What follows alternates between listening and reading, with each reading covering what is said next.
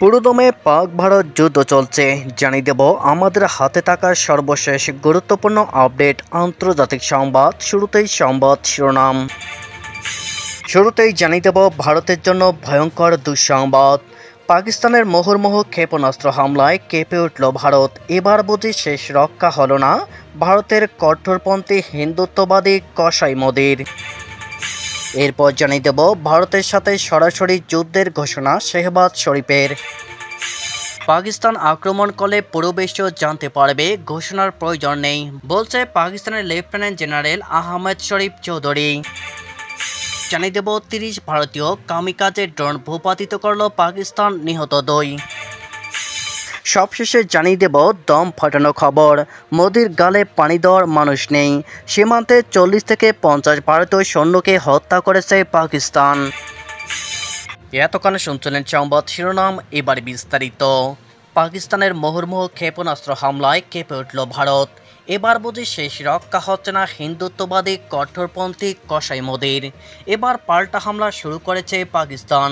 বৃহস্পতিবার রাতে পরপর বিস্ফোরকে কেঁপে উঠল ভারত। আখনুর, সাম্বার মতো জায়গায় বাজতে সাইরেন। আন্তর্জাতিক সীমান্ত অতিক্রম করে একাধিক রকেট উড়ে এসেছে ভারত সীমানায়। ভারতের আকাশ প্রতিরক্ষা ব্যবস্থাকে পাকিস্তানি হামলা প্রতিহত করতে সক্রিয় করা হয়েছে। ভারতীয় সংবাদ মাধ্যম আনন্দবাজার জানিয়েছে, বৃহস্পতিবার রাতে পাকিস্তানের মোট 8টি ক্ষেপণাস্ত্র ভারত ধ্বংস করেছে। পাক হামলার নিশানা ছিল মূলত জম্মু কাশ্মীরের বিমানবন্দর, সাম্বা আর পুরা আরিনা সংলগ্ন এলাকা। খবরে বলা হয়, আকাশ প্রতিরক্ষা ব্যবস্থা S-400 দিয়ে এই ক্ষেপণাস্ত্রগুলো আটকানো হয়েছে। পাশাপাশি জম্মু বিশ্ববিদ্যালয়ের সামনে পুরো 2টি পাকিস্তানি ড্রোন ভূপাতিত করা হয়েছে। জম্মু শহরে মোবাইল নেটওয়ার্ক বন্ধ করে দেওয়া হয়েছে। জম্মু বিমানবন্দর, পাঠানকোটের বিমান বাহিনীর ঘাঁটিতে সাইরেন বাজছে। সাইরেনের শব্দ শোনা গেছে বারামুলা, কুপওয়ারার মতো এলাকাতেও। এছাড়া শহরের নানা প্রান্ত থেকে বিস্ফোরণের শব্দ শোনা গেছে। শুধু জম্মু নয়, সীমান্ত সংলগ্ন পাঞ্জাবের বিভিন্ন অংশ ব্ল্যাক আউট অর্থাৎ আলো নিভিয়ে রেখেছে ভারত। পাঞ্জাবের হেশিয়ারপুর ডেপুটি কমিশনার আশিকা জৈন জানিয়েছে, ভারতীয় বিমান বাহিনীর নির্দেশে শহরে ব্ল্যাক আউট করা হয়েছে। প্রশাসন বলছে, পরবর্তী নির্দেশ না দেওয়া পর্যন্ত এই ব্ল্যাক আউট চলবে। পাকিস্তানের ভয়ে অমৃতসর শহরও ব্ল্যাক আউট করে রেখেছে ভারত। এর আগে পাকিস্তান সন্ধ্যায় ভারতের ক্ষমতাসীন বিজেপি সরকার দাবি করেছে, পাকিস্তান সেনাবাহিনী তাদের পাঞ্জাব ও গুজরাটের জম্মু কাশ্মীর সহ দেশের উত্তর ও পশ্চিমাঞ্চলের অন্তত 15টি শহরে সামরিক স্থাপনাকে লক্ষ্য করে ক্ষেপণাস্ত্র ছুড়েছে। হামলার তাৎক্ষণিকভাবে হতাহত বা ক্ষয়ক্ষতির বিষয়ে নিশ্চিতভাবে কিছু জানা যায়নি। ভারতীয় সংবাদ মাধ্যম এনডিটিভি জানিয়েছে, প্রধানমন্ত্রী নরেন্দ্র মোদীর নেতৃত্বাধীন সরকার জানায়, পাকিস্তানের এই হামলার জবাবে ভারত পাল্টা আক্রমণে লাহোর সহ একাধিক শহরে সামরিক স্থাপনায় হামলা চালিয়েছে। এর মধ্যে পাকিস্তানের আকাশ প্রতিরক্ষা ব্যবস্থাকে বিশেষভাবে লক্ষ্য করা হয়েছে। ভারতের পক্ষ থেকে দাবি করা হয়েছে, পাকিস্তানের ছোড়া বেশ কয়েকটি ক্ষেপণাস্ত্র ও ড্রোন আকাশে ধ্বংস করে দেওয়া হয়েছে। পাকিস্তানি আকাশ প্রতিরক্ষা রাডার ও অন্যান্য ব্যবস্থাকে লক্ষ্য করে হামলা চালানো হয়েছে। ভারতের ক্ষেপণাস্ত্র হামলার প্রতিক্রিয়ায় পাকিস্তানের প্রধানমন্ত্রী শেহবাজ শরীফ এটিকে সরাসরি যুদ্ধ ঘোষণা বলে অভিহিত করেছেন। তিনি জোর দিয়ে বলেছেন, পাকিস্তান উপযুক্ত জবাব দিচ্ছে। এক্সে দেওয়া এক পোস্টে শরীফ লিখেছেন, ভারতের চাপিয়ে দেওয়া এই যুদ্ধ কার্যক্রমের যথাযথ জবাব দেওয়ার পূর্ণ অধিকার পাকিস্তানের রয়েছে, আর সে জবাব দেওয়া হচ্ছে।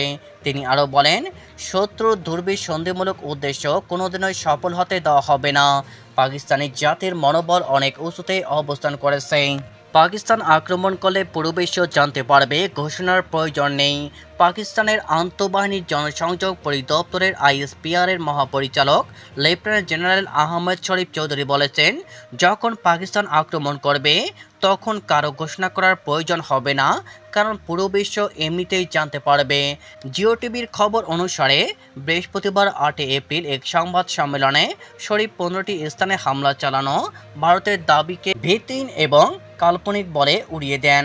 তিনি বলেন, এই ধরনের নাটক থিয়েটারে মানায়, যুদ্ধক্ষেত্রে নয়। তিনি জিজ্ঞাসা করেন, ভারতীয় সেনাবাহিনী এবং সরকার কি 18 শতকে বাস করেছে? তারা কখন থিয়েটার এবং সিনেমা থেকে বেরিয়ে বাস্তবে ফিরে আসবে? ভারতের শেয়ার করা দৃশ্যগুলোকে প্রমাণ হিসাবে স্পষ্টভাবে প্রত্যাখ্যান করে আহমেদ শরীফ বলেন, তারা যে শুকনো ক্ষেতগুলো দেখাচ্ছে তাতে অন্তত আগুন লাগতে পারত। এগুলো কেবল শুষ্ক ক্ষেত আর কিছুই নয়। তিনি আরও বলেন, পাকিস্তানের সশস্ত্র বাহিনী সতর্ক এবং সক্ষম। ভারতের যে কোনো দুঃসাহসিক কাজে কঠোর জবাব দেওয়া হবে। তিনি বলেন, যখন পাকিস্তান প্রতিক্রিয়া জানাবে তখন এটি নির্ণায়ক হবে এবং কী ঘটেছে তা জানতে বিশ্বকে ভারতীয় মিডিয়ার উপর নির্ভর করতে হবে না। ভারতের পাঠানো 30টি ইসরায়েলি নির্মিত কামিকাজে ড্রোন আটক ও ধ্বংস করেছে পাকিস্তান সেনাবাহিনী। বৃহস্পতিবার 8 মে দেশের বিভিন্ন স্থানে এই ঘটনা ঘটে।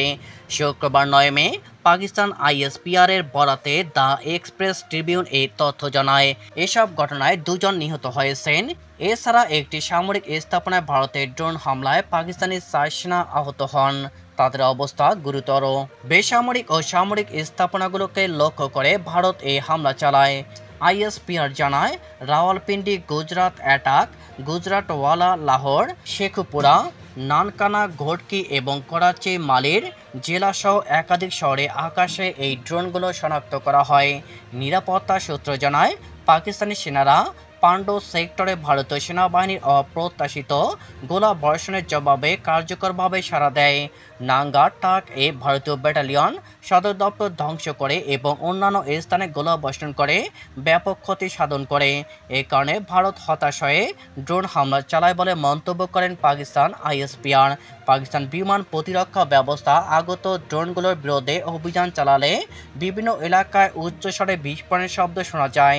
ISPR এর একজন কর্মকর্তা জানান, দেশে প্রথমবারের মতো ইসরায়েলি এই মানববিহীন আকাশযান UAV হেরন MK-2 ধ্বংস করা হয়েছে, যারা 35,000 ফুট উচ্চতায় উঠতে পারে।